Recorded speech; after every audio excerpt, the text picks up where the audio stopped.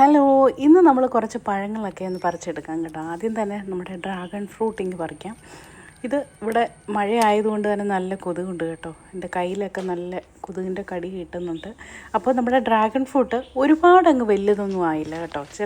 കഴിഞ്ഞ പ്രാവശ്യമൊക്കെ നല്ല വലിപ്പമുള്ള, അതായത് നമ്മുടെ പപ്പായയുടെയൊക്കെ അത്രയുള്ള ഓമയ്ക്കയുണ്ടല്ലോ, ഓമയ്ക്കായുടെയൊക്കെ അത്രയും വലിപ്പമുള്ള നല്ല വലിപ്പമുള്ള ഡ്രാഗൺ ഫ്രൂട്ടാണ്. പക്ഷേ ഇപ്പം ഇത് ചെറുതായി ഈ ഒരു സൈസിലാണ് ഇപ്രാവശ്യം കായ്ക്കുന്നതെല്ലാം തന്നെ. ഇത് വളത്തിൻ്റെ കുറവാണോ എന്താണെന്ന് മനസ്സിലാകുന്നില്ല. ഇത് കൂടുതലായി കൃഷി ചെയ്യുന്നവരുണ്ടെങ്കിൽ ഒന്ന് കമൻറ്റ് ചെയ്യണേ. അപ്പോൾ ഇത് ഞാൻ പറിച്ചെടുത്ത് കഴിഞ്ഞിട്ട് പിന്നീട് ഇതിന് മുമ്പേയും പറിച്ചായിരുന്നു കേട്ടോ. അപ്പോൾ നല്ല മധുരം ഉണ്ടായിരുന്നു. എന്തുവാണെന്നറിയത്തില്ല, നല്ല ടേസ്റ്റാണ്. അതുപോലെ തന്നെ ഇതിന് ഒരുപാട് ഹെൽത്ത് ബെനിഫിറ്റ്സ് ഉള്ളൊരു ഫ്രൂട്ടാണ് ഈ ഡ്രാഗൺ ഫ്രൂട്ട് എന്ന് പറയുന്നത്. ഇതിനകത്ത് ഒമേഗ 3 ഫാറ്റി ആസിഡ്സൊക്കെ ഒരുപാടുണ്ട്. അതുകൊണ്ട് തന്നെ ഒത്തിരി നല്ലതാണ്. അടുത്തതായിട്ട് നമ്മുടെ നല്ല മധുരമുള്ള നമ്മുടെ ചുവന്ന പേര.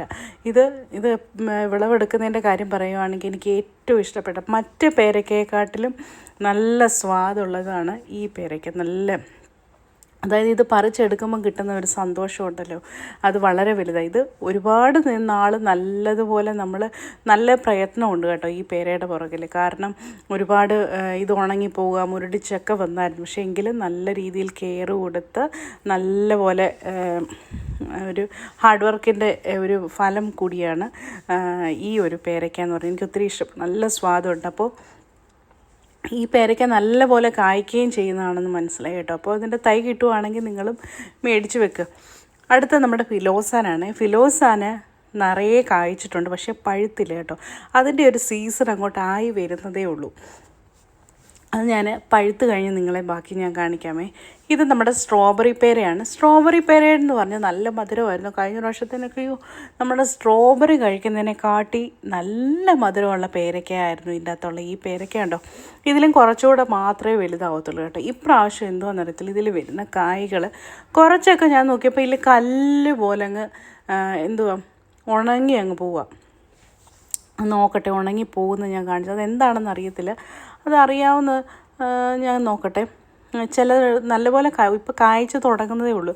അതുകൊണ്ടാണ് അവിടെ ഇവിടെയൊക്കെ ആയി പോകുന്നത്. പക്ഷേ ഇത് കണ്ടോ, ഇത് അതിൻ്റെ പുറകെ കണ്ടോ, ഇവിടെ സൈഡിലായിട്ട് ഇതേപോലെ കറുത്ത് പോകുന്നു. അതെന്താണെന്ന് അറിയത്തില്ല. അതറിയാവുന്നവരൊന്ന് കമൻറ്റ് ചെയ്തേക്കണേ. പിന്നെ ഇത് നമ്മുടെ റംബൂട്ടാനാണ്. റംബൂട്ടാൻ യെല്ലോയും ഉണ്ട്, ഇത് ചുവന്ന വെറൈറ്റിയാണ് കേട്ടോ.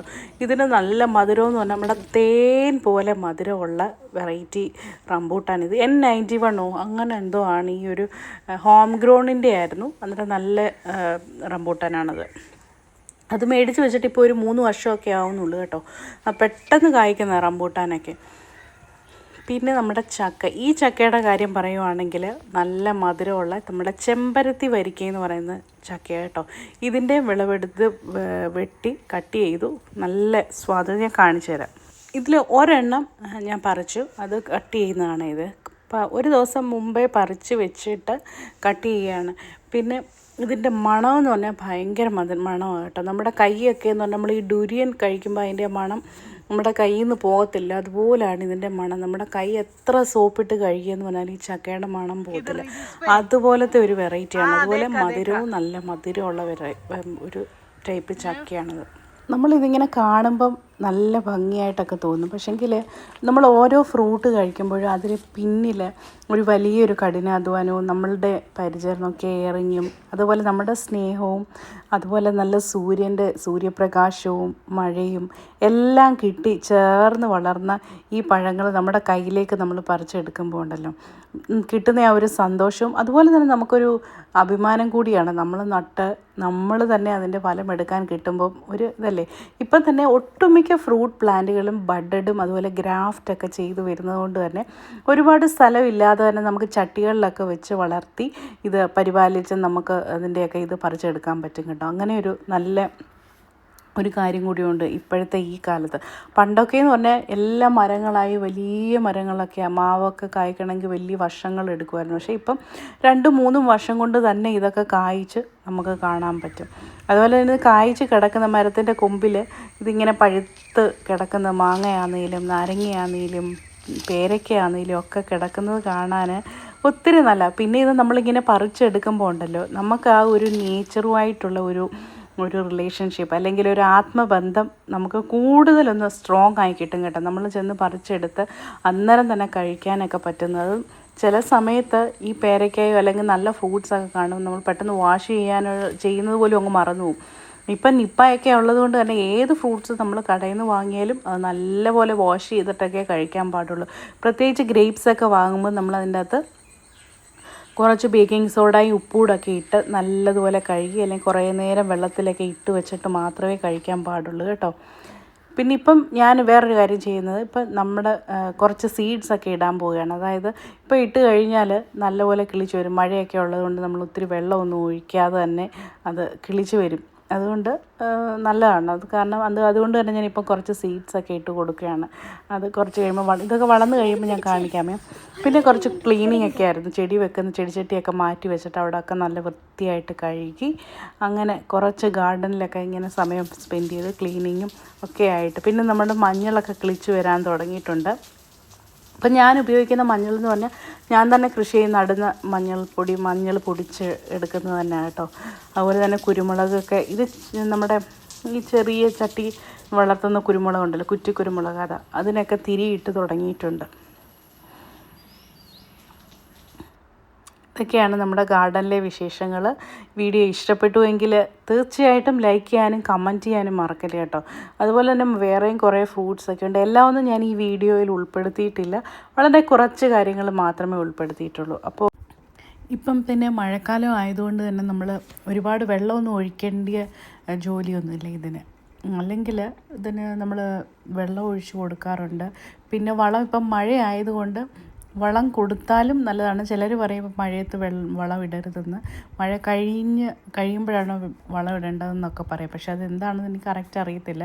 അപ്പം വളം ഇടുകയാണെങ്കിൽ തന്നെ എല്ലാ മൂലകങ്ങളും നൈട്രജൻ, ഫോസ്ഫറസ്, മഗ്നീഷ്യം, അതുപോലെ തന്നെ പൊട്ടാഷ്യം, NPK ഒക്കെ ഉള്ളത് ഫ്രൂട്ട്സ് ട്രീകൾക്ക് ഏറ്റവും നല്ലത് പൊട്ടാഷ്യം അടങ്ങിയത്, അതുപോലെ ഫോസ്ഫറസ് അടങ്ങിയ വളങ്ങൾ നമ്മൾ കൊടുക്കുകയാണെങ്കിൽ അത് നല്ലപോലെ കായ്ക്കാൻ സഹായിക്കുമെന്നാണ് പറയുന്നത്. ഇത് പൂക്കളുണ്ടാകുന്ന ചെടികൾക്കാണെങ്കിൽ നമ്മൾ നല്ലപോലെ പൊട്ടാഷ്യവും ഫോസ്ഫറസും കൊടുക്കണമെന്നാണ് പറയുന്നത്. എങ്കിലും ഇപ്പം മഴയായതുകൊണ്ട് തന്നെ ചെടികൾക്ക് വെള്ളത്തിൽ കൂടി ഇഷ്ടം പോലെ നൈട്രജൻ കിട്ടുന്നതുകൊണ്ട് തന്നെ ലീഫി ഗ്രോത്തുകൾ ഇപ്പം അതുപോലെ സ്റ്റെം നല്ല രീതിയിൽ വളരും. നല്ല ചെടികൾക്കൊക്കെ നീളം വെച്ച് ഇലകൾ നിറയെ ബുഷിയായിട്ടൊക്കെ വരുന്നൊരു സമയമാണ്, അതായത് മഴക്കാലത്താണ് ചെടികൾക്ക് നൈട്രജൻ ഇഷ്ടം പോലെ കിട്ടുന്നത്. ഈ ഒരു സമയത്ത് തന്നെ വെള്ളം കെട്ടി നിൽക്കാതെ നമ്മൾ നോക്കണം. പ്രത്യേകിച്ച് നമ്മൾ ചട്ടികളിലൊക്കെ നടുന്ന ചെടികൾ വെള്ളം കെട്ടി നിന്ന് പഴുത്തു പോകാനൊക്കെയുള്ള സാധ്യതയുണ്ട് കേട്ടോ. ഇത് കാക്ടസ് ഫ്രൂട്ടാണ്, അതായത് നമ്മുടെ കാക്ടസ് ചെടിയിൽ ഉണ്ടാകുന്ന ഒരു തരത്തിലുള്ള ഫ്രൂട്ടാണ് കേട്ടോ. ഇത് പല രാജ്യങ്ങളിലൊക്കെ, ചില രാജ്യങ്ങളിൽ അവർ നല്ലതായിട്ട് കഴിക്കാറുണ്ട്. ഇപ്പം നമ്മുടെ ഇവിടെ കാണുന്ന കാക്ടസിൽ ഈ ഫ്രൂട്ട്സ് ഇവിടെ ആരും കഴിച്ച് കണ്ടിട്ടില്ല. അതുകൊണ്ട് തന്നെ ഞാനും കഴിക്കുന്നില്ല. പിന്നെ ഇത് പോയ്സണസ് ആണോ ഒന്നും അറിയത്തില്ലല്ലോ, അതുകൊണ്ട് ഞാൻ ട്രൈ ചെയ്തില്ല. പക്ഷേ ഇതിൻ്റെ ഒരു കളറ് കണ്ടോ നിങ്ങൾക്ക് മനസ്സിലാവും, ബ്ലഡ് റെഡ് കളറാണ്. ഇനി നമ്മുടെ ചെടികളൊക്കെ ചെറുതായിട്ടൊക്കെ പൂക്കുന്ന ഒരു സമയം വരുന്നതേ ഉള്ളൂ. അന്നേരം പ്രത്യേകിച്ച് നമ്മുടെ ക്രിസാന്തമം ഒക്കെ പൂക്കാൻ ഈ മഴ കഴിയുമ്പോഴാണ് അത് ശരിക്കും നല്ലപോലെ പൂക്കളായി തുടങ്ങുന്നത്. നമ്മുടെ ജമന്തി ചെടികൾ ഒക്കെ ഇനിയിപ്പോഴാണ് ഒരു ജൂലൈ ഓഗസ്റ്റൊക്കെ ആകുമ്പം ആണ് നല്ല രീതിയിൽ പൂത്ത് തുടങ്ങുന്നത്. ഇപ്പം മെയിനായിട്ടുള്ളൊരു പ്രശ്നം എന്ന് പറഞ്ഞാൽ ചട്ടികളിലൊക്കെ നിറയെ വീഡ്സ് കിളിച്ച് വരും, അതായത് കാട് പോലെ വീഡ്സ്. അന്നേരം വീഡ് റിമൂവിങ് ആണ് ഏറ്റവും വലിയ ജോലി. പ്രത്യേകിച്ച് നമ്മുടെ ചട്ടികളിലൊക്കെ നിൽക്കുന്ന ഈ ചെറിയ ചെറിയ വീഡ്സ് എല്ലാം നമ്മൾ അന്നേരം മാറ്റി പറിച്ച് കളയുവാണെങ്കിൽ നമ്മുടെ ചെടി നല്ല രീതിയിൽ വളർന്നു വരും. അല്ലെങ്കിൽ വീഡ്സ് കള കയറി നശിപ്പിക്കാമെന്ന് പറയുമല്ലോ, അതുപോലെ നമ്മൾ നട്ടുവെക്കുന്ന ചെടിയുടെ ആരോഗ്യം ഫുള്ള് നശിക്കും. ഇതൊരു ടൈപ്പ് ചെറിയാണ് കേട്ടോ. ഇതിന് വലിയ മധുരമില്ല, പക്ഷെങ്കിൽ കളറ് നല്ല കളറാണ് കാണാൻ. ഇതും നിറയെ ഇതിങ്ങനെ ചെടി മുഴുവൻ ഇങ്ങനെ നല്ല രീതിയിൽ നല്ല പോലെ കായ ഉണ്ടാവും കേട്ടോ. അപ്പോൾ നമ്മുടെ വീഡിയോ ഇഷ്ടപ്പെട്ടുവെങ്കിൽ ലൈക്ക് ചെയ്യുക, കമൻറ്റ് ചെയ്യുക, പിന്നെ സബ്സ്ക്രൈബ് ചെയ്യാൻ മറക്കല്ലേ.